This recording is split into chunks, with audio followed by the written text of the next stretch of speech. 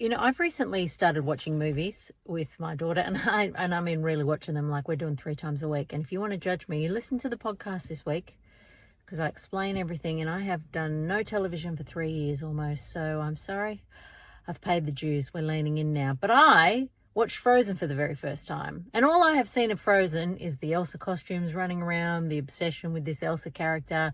I knew absolutely nothing else about the film except that. And after watching, I am mortified that we are celebrating Elsa and completely ignoring Anna.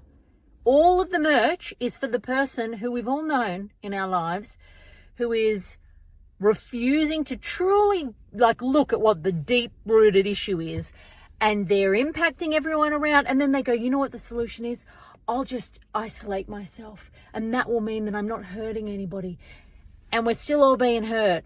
We're still all in winter over here because you won't deal with your issues, and we all want to help because we love you. But you're not thinking about that, are you? You're thinking about yourself, really. If you think about it, you think you're saying, oh no, I'm doing this for everybody else, but you're not really. And meanwhile, old mate Anna, who's standing at the front of that door knocking and trying to build a snowman after just being let down time and time again, with a sense of never-ending optimism, where is her merch? I have never heard her name uttered. And not only does she maintain this optimism despite being completely shut out, she then goes into the world, understandably, wanting to find love, and she comes across a bloke that we've all met, who we do not realise is a red flag because he gives us the entire boyfriend experience. He lays it out in front of us, he drags us all the way down the end of this path, and then gets to the end of the path and goes, what are you doing here? And you're like, I'm only here because you dragged me here. It's like, oh, sorry, you totally misread the signals. I misread the signals where you basically said that you wanted to marry me and have kids. I just picked up what you were putting down, mate.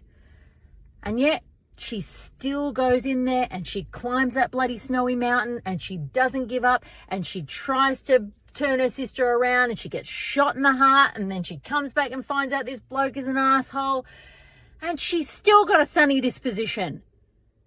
Truly, I just feel like we are focusing on the wrong hero in that film, and I cannot believe it.